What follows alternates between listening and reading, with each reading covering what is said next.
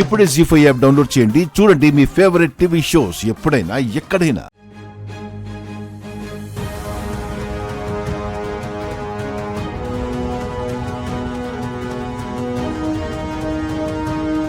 మన గురించి చెప్పావా? చెప్పవలసి వచ్చింది. అక్షయ్ అంటే నాకు ఇష్టమే, కానీ ముక్కు పుడక విషయంలో ఏం జరిగిందో అర్థం కావటం లేదు. అయినా నువ్వు తన కోసం ఏమీ ఆలోచించకుండా ఎందుకంత రిస్క్ చేశావు? దొంగతనం చేసింది అక్షయ కాదు, శౌర్య.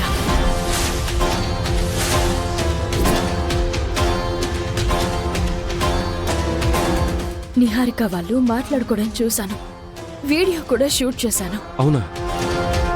మరి అందరికీ ఎందుకు ఆ ప్రూఫ్ చూపించలేదు? మన కుటుంబ పరువు పోతుంది అని, వద్దు అని అక్షయ డిలీట్ చేసేసింది.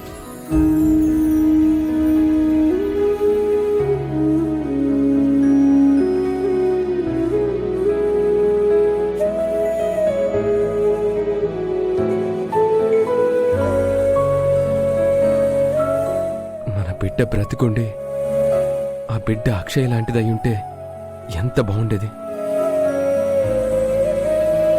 అక్షయ్ మీద దొంగతనం నిందపడడం, నీకు కరెంట్ షాక్ తగలడం ఎందుకిలా జరుగుతున్నాయో అర్థం కావడం లేదు. ఈరోజు నువ్వు ప్రసాదం చేసుంటే బాగుండేది. చివరికి అమ్మే చేయాల్సిన పరిస్థితి వచ్చింది.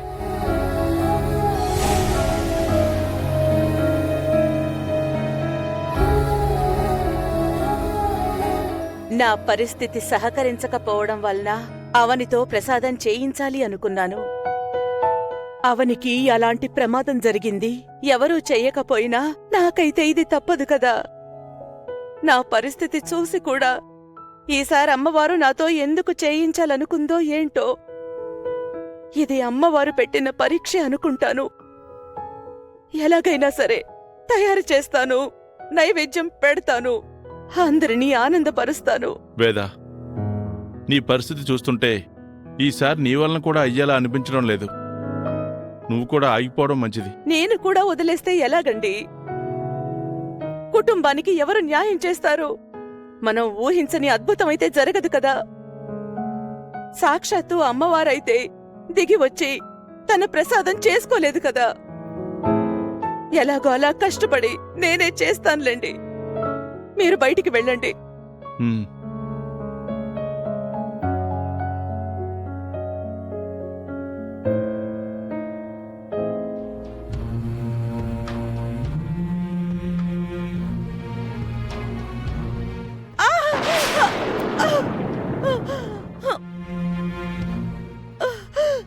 వేదా,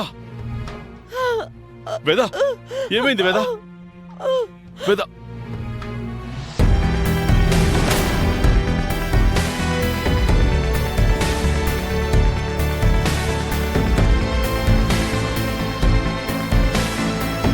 అవనితో ప్రసాదం చేయించి అవనికి అత్త చేతుల మీదుగా ముక్కు పుడకను అందచేద్దామనుకున్నాను. అక్షయ్ని కాపాడుతూ చేయి కాల్చుకుంది, అవకాశాన్ని చేజార్చుకుంది. పాపం వేదవతి గారు ఎన్నో ఏళ్లుగా తన నుంచి ఆచారాన్ని అందుకోబోయే కోడళ్ళ గురించి, వారసుల గురించి ఎదురుచూస్తున్నారు. ఆవిడ ఆశ నెరవేరడం లేదు.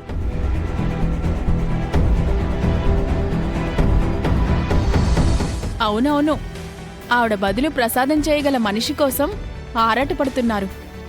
ఆవిడకి ఎన్నో ఆటంకాలు ఎదురవుతున్నాయి. అవని పరిస్థితి చూస్తే అలా అయిపోయింది. ప్రసాదం విషయంలో ఎప్పుడూ ముందుండేది. ఈరోజు ఎందుకిలా చేసుకుందో అర్థం కావడం లేదు. ప్రసాదం తయారు చేయడం నుంచి తప్పించుకోవడానికి ఎవరైనా ప్రాణాల మీదకి తెచ్చుకుంటారా ఏంటి? ఈ నిహారిక ఇందాక నోటికొచ్చినట్టు మాట్లాడడం, అది మీరు నమ్మడం చాలా బాగుంది. పాపం అవని మేడం ఈ రోజు నా వల్ల మాటలు పడింది. మీరేం కంగారు పడకండి. ముందు ముందు ఆ ప్రసాదం నేను చేస్తానులేండి. ఘట్టమనేని వేదవతి గారి మనవరాలు శౌర్య అంటే మామూలుగా ఉండదు మరి. మీ అమ్మ కూడా ఇలాగే ఎగిరెగిరి పడేది. చివరికి ఏం లేదు అక్కడ. బావా, తమరు ప్రతి విషయాల్లో ఇంటర్ఫియర్ కాకపోవడం అన్ని విధాలుగా మంచిది. నువ్వు గమ్మునుండవయ్యా అని నిన్నెందుకే అనేది?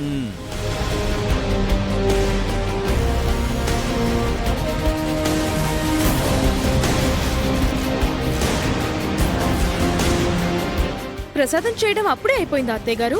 లేదమ్మా, చెయ్యిపోయి కింద పడిపోయింది.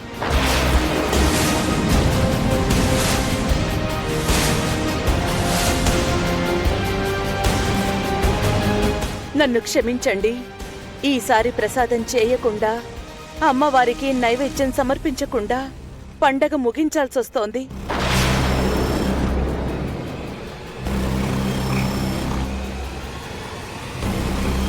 మీరేనా ఈ మాట అంటుంది? ఏం చేయమంటారు, పరిస్థితి సహకరించాలి కదా. సుజాత అవనిని ఎలాగైనా తీసుకొస్తుందని నమ్మాను, అలాగే వచ్చింది. తన మీద ఎన్నో ఆశలు పెట్టుకున్నాను, చివరికి ఇలా చేస్తుందనుకోలేదు.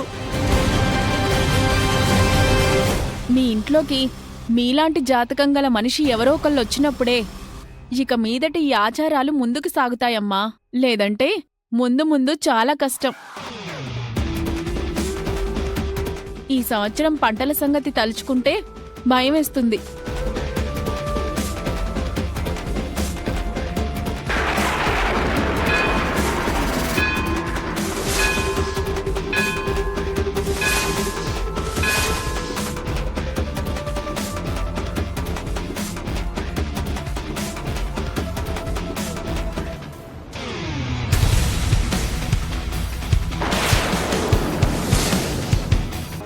పోయి నువ్వే సాక్ష్యం చెప్పాలి మరి.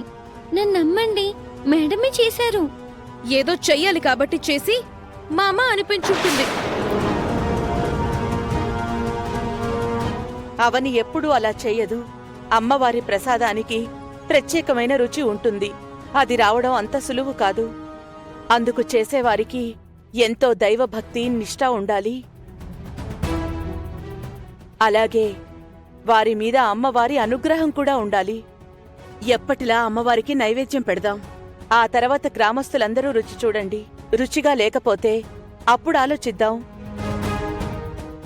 సరే అమ్మా, కానీ తను చేసిన ప్రసాదంలో తేడా ఉంటే అప్పుడేం చేస్తావు అది చెప్పు. చెప్పండి అత్తయ్య గారు, ప్రతి తప్పుకి ఒక పనిష్మెంట్ ఉంటుంది కదా. అలాంటి పొరపాటు జరిగుంటే ఇక జీవితంలో అవనితో ప్రసాదం చేయించను.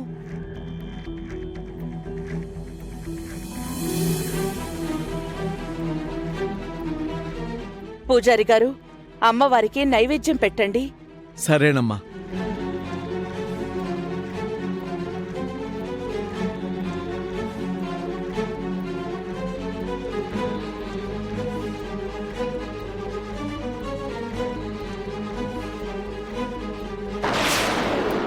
జీ5 యాప్ డౌన్లోడ్ చేసి అన్ని ఎపిసోడ్స్ పూర్తి ఉచితంగా చూడండి.